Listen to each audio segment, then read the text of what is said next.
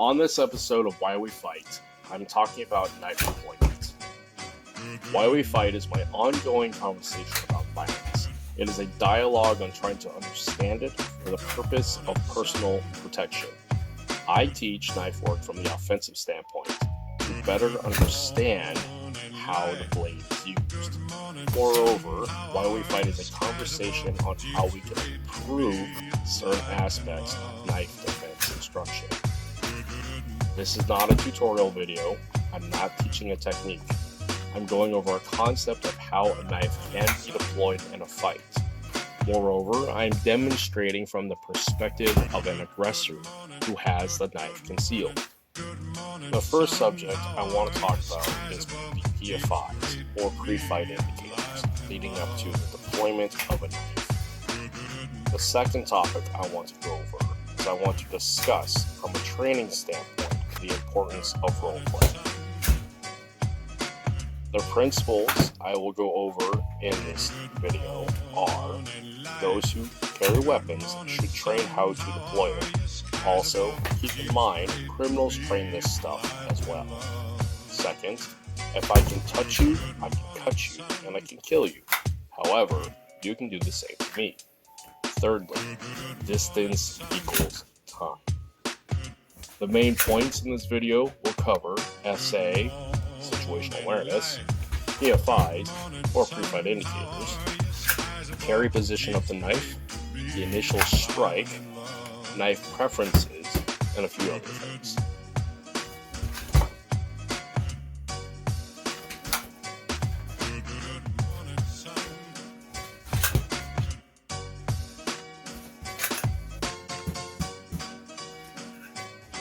What is your why?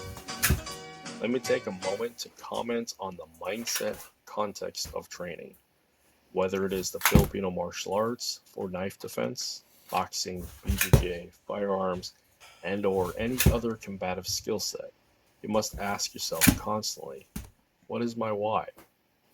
So, take a few seconds and ask yourself, what is your why?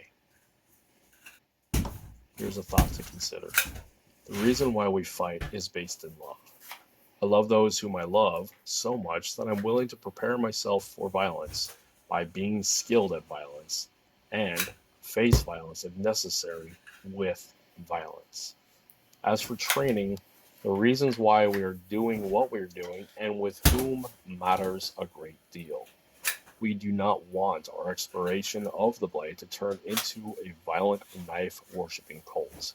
This is where the context of training and the why matters most. So here's the thing about FMA. The Filipino martial arts has a plethora of great knife drills. Most of the partner drills are excellent explorations of movement, sensitivity, awareness, and attribute building. However, FMA knife drills are often trained in a blade versus blade dueling situation, where the knife is already in play. My question is, how often do we train how to deploy the knife? Also, how often do we drill knife deployment from a concealed carry position? Additionally, as instructors, how often do we have our students be the aggressor with a concealed knife and with the task of getting it into the fight? Keep in mind, if we are teaching knife defense, we must understand that the context and the mechanics of how it is going to be deployed in a violent situation matters a great deal. What I'm advocating for training is sometimes drill from the perspective of the individual who is going to use the knife in a violent criminal fashion. This is to better understand the mindset and means necessary to getting that knife into the fight. I'm not advocating for the glorification of violent criminality, but we have to understand this stuff if we're going to teach it. So, on occasion, in training, make your students or your training partners be the criminal aggressor with a concealed blade with the task of getting it into the fight by whatever means necessary. Give it a try and see what happens. The results might surprise you.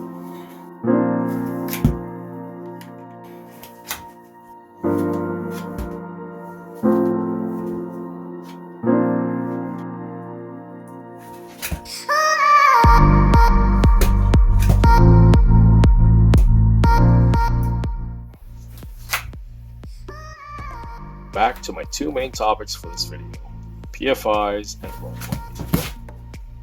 Topic 1, PFIs.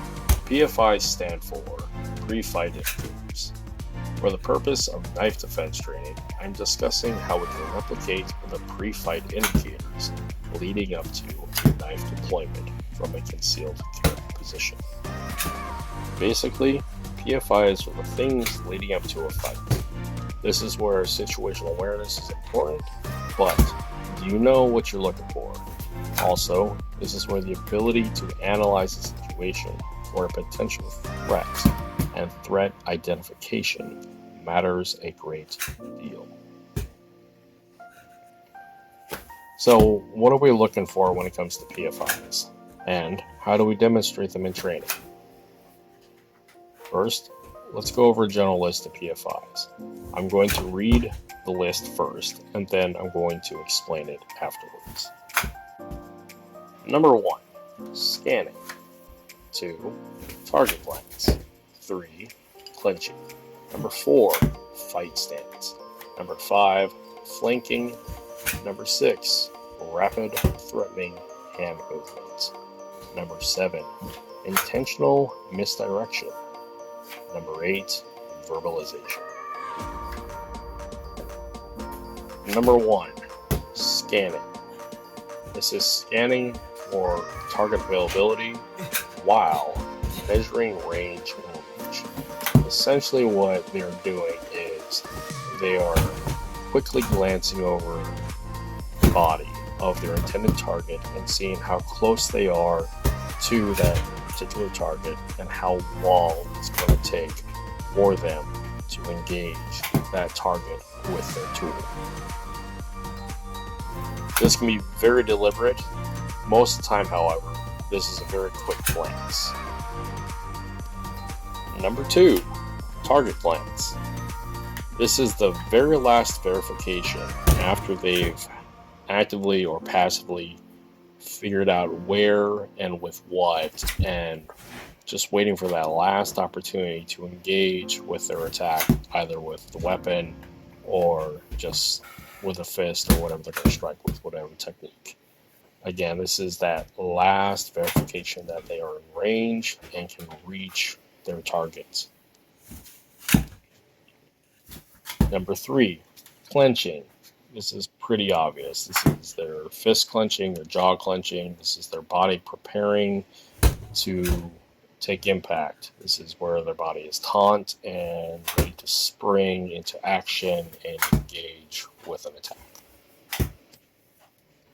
Number 4, fight stance. This is probably the biggest indicator of all of them. This is commonly known as punch prep or dropping the foot back or blading off. Number 5 is flanking. Typically this is for multiple attackers and the pack mentality. For the cases of this video, it doesn't really apply, but it is a good pre-fight indicator to have on the list and understand it. Number 6, rapid threatening hand movement. This is basically them throwing up a fist in your face, putting their hands in your face. It's that I'm going to touch you with violent intent, but haven't quite crossed that threshold. You see it everywhere when people are doing the whole peacock thing, flapping around, flailing their fists in the air. This is a pretty obvious one. But it's also a pretty important one because it makes for a great distraction for other intent. Number 7, intentional misdirection. This one works really well with rapid threatening hand movements. Because you can do this with your hands, you can do this with your body, you can do this with a sideways glance, you can do this with a turn of your head. Essentially what you're doing is drawing attention away from your intent to deploy a weapon. One that's pretty common is basically they stick their hand in your face, obscuring your vision while they're drawing a knife. This works really well when their hands are moving very fast and erratically. Although you can do this with just a nonchalant turn of the head like you've lost interest, and then they'll surprise with the draw of the blade after they've lulled you into a false sense of the fight is over and moved on, and then they decide to attack. Number 8, verbalization. This one's also pretty obvious. They are verbally becoming aggressive. This is them swearing at you. This is them threatening you. This is all those things saying that they're going to do whatever they're going to do.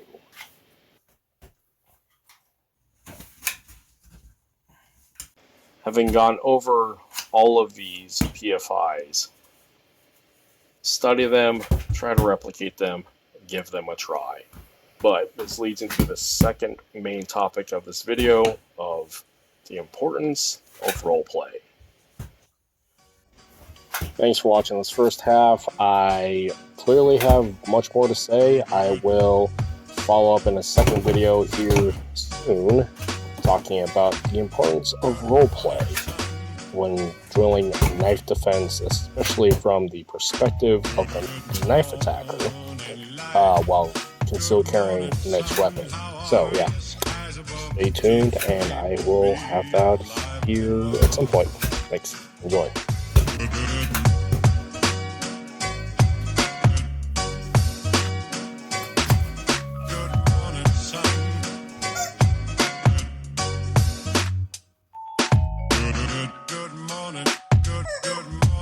Good morning, sun. How are you? Skies above.